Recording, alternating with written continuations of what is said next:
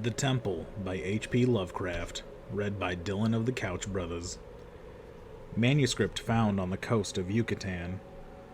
On August 20th, 1917, I, Karl Heinrich Graf von Altberg Ehrenstein, Lieutenant Commander in the Imperial German Navy and in charge of the submarine U-29, deposit this bottle and record in the Atlantic Ocean at a point to me unknown but probably about north latitude 20 degrees, west longitude 35 degrees, where my ship lies disabled on the ocean floor. I do so because of my desire to set certain unusual facts before the public, a thing I shall not in all probability survive to accomplish in person, since the circumstances surrounding me are as menacing as they are extraordinary, and involve not only the hopeless crippling of the U-29, but the impairment of my iron German will in a manner most disastrous. On the afternoon of June 18th, as reported by wireless to the U-61 bound for Kiel, we torpedoed the British freighter Victory, New York to Liverpool, in north latitude 45 degrees 16 minutes, west longitude 28 degree 34 minutes, permitting the crew to leave in boats in order to obtain a good cinema view for the Admiralty records. The ship sank quite picturesquely, bow first, the stern rising high out of the water, whilst the hull shot down perpendicularly to the bottom of the sea. Our camera missed nothing, and I regret that so fine a reel of film should never reach Berlin. After that, we sank the lifeboats with our guns and submerged. When we rose to the surface about sunset, a seaman's body was found on the deck, hands gripping the railing in curious fashion. The poor fellow was young, rather dark, and very handsome, probably an Italian or Greek, and undoubtedly of the Victory's crew. He had evidently sought refuge on the very ship which had been forced to destroy his own, one more victim of the unjust war of aggression which the English pig dogs are waging upon the fatherland. Our men searched him for souvenirs, and found in his coat pocket a very odd bit of savory, carved to represent a youth's head crowned with laurel. My fellow officer, Lieutenant Clens, believed that the thing was of great age and artistic value, so took it from the men for himself. How it had ever come into the possession of a common sailor, neither he nor I could imagine. As the dead man was thrown overboard, there occurred two incidents which created much disturbance amongst the crew. The fellow's eyes had been closed, but in the dragging of his body to the rail they were jarred open, and many seemed to entertain a strange delusion that they gazed steadily and mockingly at Schmidt and Zimmer, who were bent over the corpse. The boatswain Mueller, an elderly man who would have known better had he not been a superstitious Alsatian swine, became so excited by this impression that he watched the body in the water, and swore that after it sank a little, it drew its limbs into a swimming position and sped away to the south under the waves. Clens and I did not like these displays of peasant ignorance, and severely reprimanded the men, particularly Mueller. The next day, a very troublesome situation was created by the indisposition of some of the crew. They were evidently suffering from the nervous strain of our long voyage, and had had bad dreams. Several seemed quite dazed and stupid, and after satisfying myself that they were not feigning their weakness, I excused them from their duties. The sea was rather rough, so we descended to a depth where the waves were less troublesome. Here we were comparatively calm, despite a somewhat puzzling southward current, which we could not identify from our oceanographic charts. The moans of the sick men were decidedly annoying, but since they did not appear to demoralize the rest of the crew, we did not resort to extreme measures. It was our plan to remain where we were and intercept the liner Dacia, mentioned in information from agents in New York. In the early evening we rose to the surface and found the sea less heavy. The smoke of a battleship was on the northern horizon, but our distance and ability to submerge made us safe. What worried us more was the talk of Boatswain Mueller, which grew wilder as nights came on. He was in a detestably childish state, and babbled of some illusion of dead bodies drifting past the undersea portholes, bodies which looked at him intensely, and which he recognized in spite of bloating, as having seen dying during some of our victorious German exploits. And he said that the young man we had found and tossed overboard was their leader. This was very gruesome and abnormal, so we confined Mueller in irons and had him soundly whipped. The men were not pleased at his punishment, but discipline was necessary. We also denied the request of a delegation headed by Seaman Zimmer that the curious carved ivory head be cast into the sea. On June 20th, Seaman Bohm and Schmidt, who had been ill the day before, became violently insane. I regretted that no physician was included in our complement of officers, since German lives are precious. But the constant ravings of the two concerning a terrible curse were most subversive of discipline, so drastic steps were taken. The crew accepted the event in a sullen fashion, but it seemed to quiet Mueller, who thereafter gave us no trouble. In the evening we released him, and he went about his duties silently. In the week that followed, we were all very nervous, watching for the dossier. The tension was aggravated by the disappearance of Mueller and Zimmer, who undoubtedly committed suicide as a result of the fears which had seemed to harass them, though they were not observed in the act of jumping overboard. I was rather glad to be rid of Mueller, for even his silence had unfavorably affected the crew. Everyone seemed inclined to be silent now, as though holding a secret fear. Many were ill, but none made a disturbance. Lieutenant Clenz chafed under the strain, and was annoyed by the merest trifles, such as the school of dolphins which gathered about the U-29 in increasing numbers, and the growing intensity of that southward current which was not on our chart. It at length became apparent that we had missed the dossier altogether. Such failures are not uncommon, and we were more pleased than disappointed, since our return to Wilhelmshaven was now in order. At noon, June 28th, we turned northeastward, and despite some rather comical entanglements with the unusual masses of dolphins, we were soon underway. The explosion in the engine room at 2 p.m. was wholly a surprise. No defect in the machinery or carelessness in the men had been noticed, yet without warning the ship was racked from end to end with a colossal shock. Lieutenant Clenz hurried to the engine room, finding the fuel tank and most of our mechanism shattered. The engineers Robb and Schneider killed instantly. Our situation had suddenly become grave indeed, for though the chemical air regenerators were intact, and though we could use the devices for raising and submerging the ship, and opening the hatches as long as compressed air and storage batteries might hold out, we were powerless to propel or guide the submarine.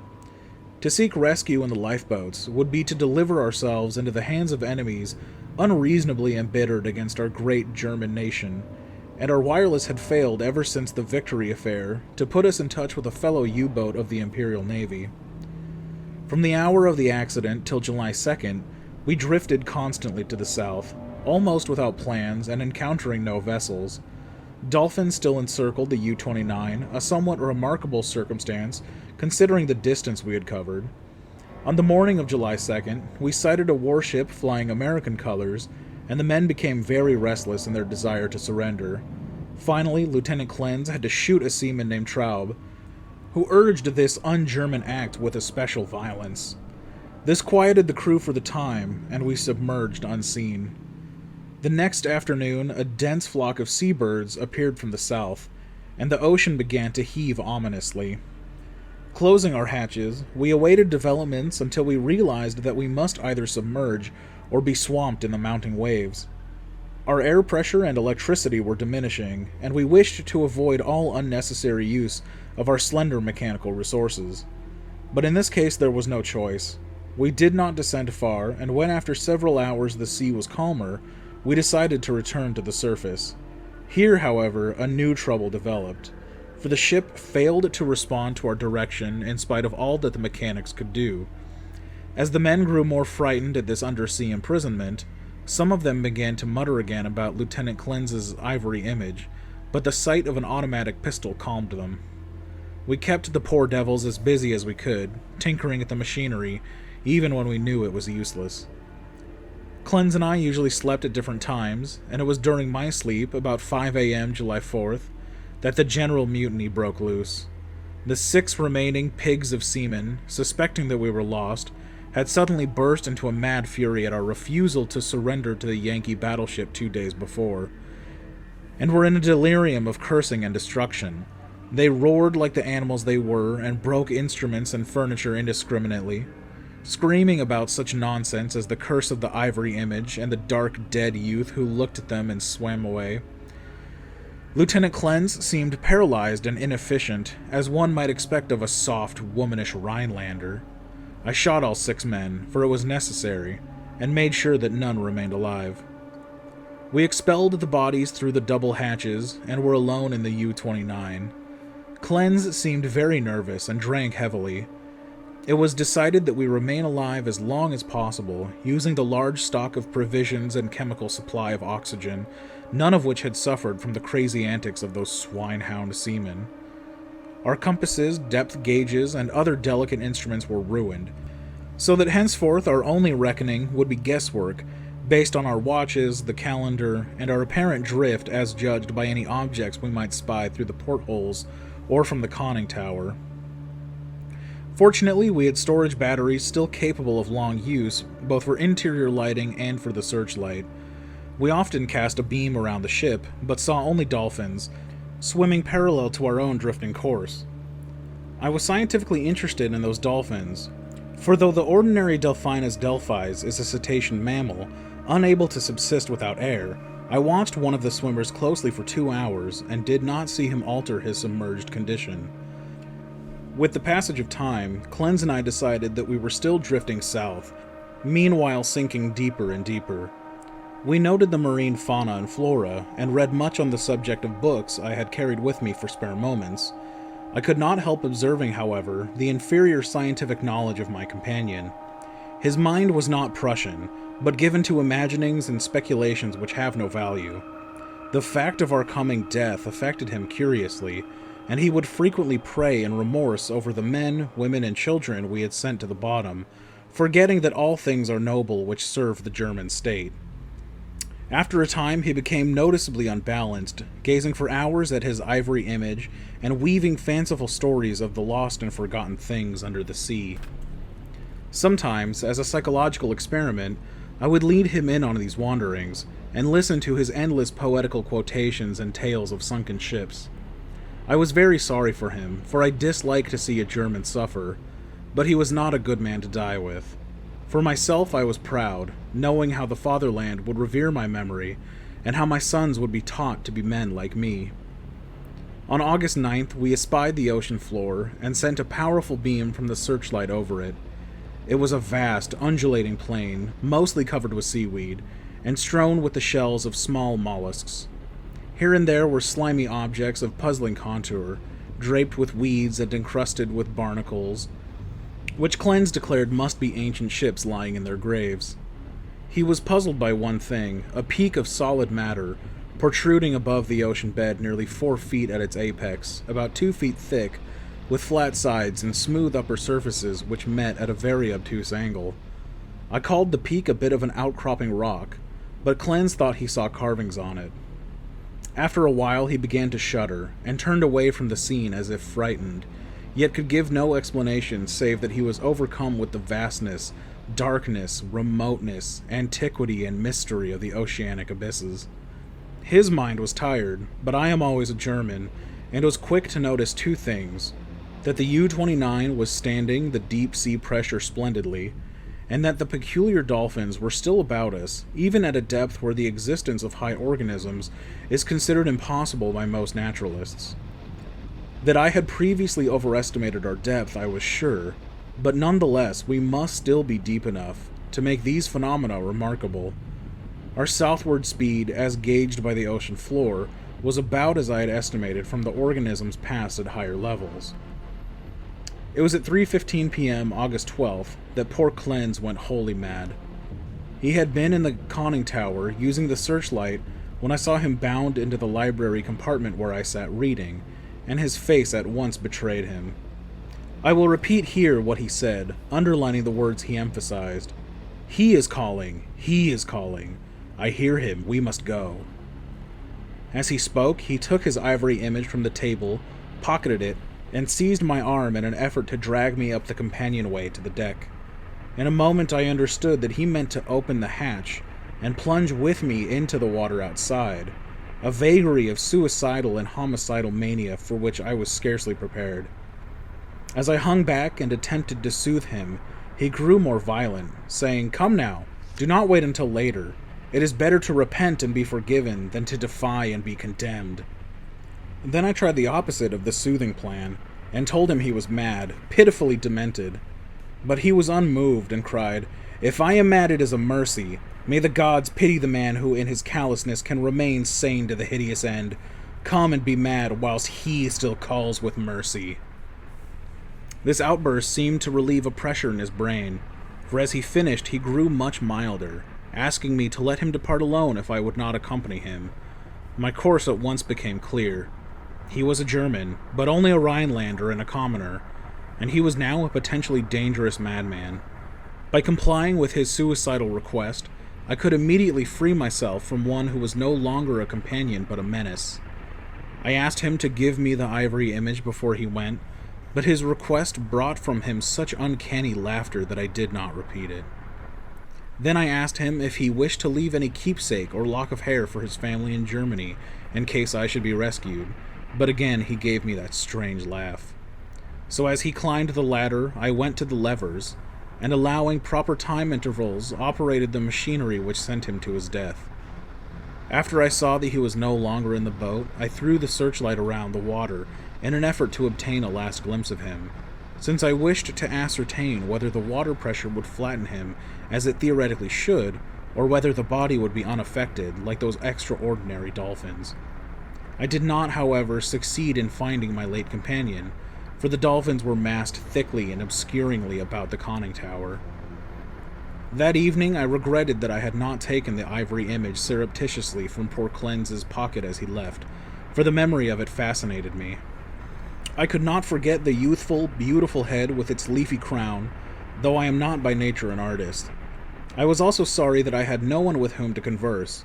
Clens, though not my mental equal, was much better than no one. I did not sleep well that night, and wondered exactly when the end would come. Surely I had little enough chance of rescue. The next day I ascended the conning tower and commenced the customary searchlight explorations.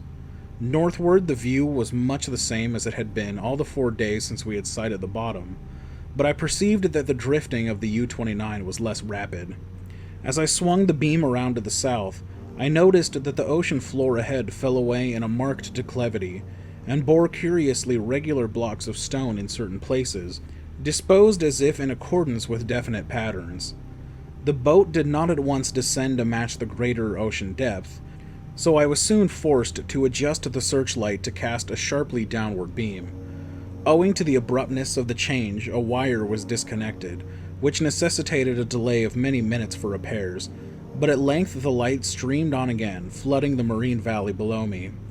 I am not given to emotion of any kind, but my amazement was very great when I saw what lay revealed in that electric glow, and yet as one reared in the best culture of Prussia, I should not have been amazed, for geology and tradition alike tell us of great transpositions in oceanic and continental areas. What I saw was an extended and elaborate array of ruined edifices, all of magnificent though unclassified architecture, and in various stages of preservation. Most appeared to be of marble, gleaming whitely in the rays of the searchlight, and the general plan was of a large city at the bottom of a narrow valley, with numerous isolated temples and villas on the steep slopes above. Roofs were fallen and columns were broken, but there still remained an air of immemorially ancient splendor which nothing could efface.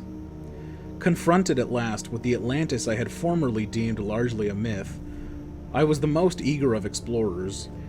At the bottom of that valley a river once flowed, for as I examined the scene more closely, I beheld the remains of stone and marble bridges and sea walls, and terraces and embankments once verdant and beautiful. In my enthusiasm, I became nearly as idiotic and sentimental as poor Clens, and was very tardy in noticing that the southward current had ceased at last, allowing the U-29 to settle slowly down upon the sunken city as an aeroplane settles upon a town of the upper earth. I was slow, too, in realizing that the school of unusual dolphins had vanished. In about 2 hours, the boat rested in a paved plaza close to the rocky wall of the valley. On one side, I could view the entire city as it sloped from the plaza down to the old riverbank. On the other, in startling proximity, I was confronted by the richly ornate and perfectly preserved facade of a great building, evidently a temple, hollowed from the solid rock. Of the original workmanship of this titanic thing, I can only make conjectures. The facade, of immense magnitude, apparently covers a continuous hollow recess, for its windows are many and widely distributed. In the center yawns a great open door, reached by an impressive flight of steps, and surrounded by exquisite carvings like the figures of bacchanals in relief. Foremost of all are the great columns and frieze, both decorated with sculptures of inexpressible beauty, obviously portraying idealized pastoral scenes and processions of priests and priestesses bearing strange ceremonial devices in adoration of a radiant god. The art is of the most phenomenal perfection, largely Hellenic in idea, yet strangely individual. It imparts an impression of terrible antiquity, as though it were the remotest rather than the immediate ancestor of Greek art. Nor can I doubt that every detail of this massive product was fashioned from the virgin hillside rock of our planet. It is palpably a part of the valley wall, though how vast the interior was ever excavated I cannot imagine. Perhaps a cavern or series of caverns furnished the nucleus. Neither age nor submersion has corroded the pristine grandeur of this awful fane, for fane indeed it must be, and today, after thousands of years, it rests untarnished and inviolate in the endless night and silence of an ocean chasm. I cannot reckon the number of hours I spent in gazing at the sunken city, with its buildings, arches, statues, and bridges, and the colossal temple with its beauty and mystery. Though I knew that death was near, my curiosity was consuming, and I threw the searchlight's beam about in eager quest. The shaft of light permitted me to learn many details, but refused to show anything within the gaping door of the rock-hewn temple, and after a time I turned off the current, conscious of the need of conserving power. The rays were now perceptibly dimmer than they had been during the weeks of drifting, and as if sharpened by the coming deprivation of light, my desire to explore the watery secrets grew. I, a German, should be the first to tread these aeon-forgotten ways. I produced and examined a deep-sea diving suit of jointed metal, and experimented with the portable light and air regenerator. Though I should have trouble in managing the double hatches alone, I believe I could overcome all obstacles with my scientific skill, and actually walk about the dead city in person. On August 16th, I effected an exit from the U-29 and laboriously made my way through the ruined and mud-choked streets to the ancient river. I found no skeletons or other human remains, but gleaned a wealth of archaeological lore from the sculptures and coins. Of this I cannot now speak, save to utter my awe at a culture in the full noon of glory, when cave-dwellers roamed Europe and the Nile flowed unwatched to the sea. Others, guided by this manuscript, if it shall ever be found, must unfold the secrets at which I can only hint. I returned to my boat as my electric batteries grew feeble, resolved to explore the rock temple on the following day.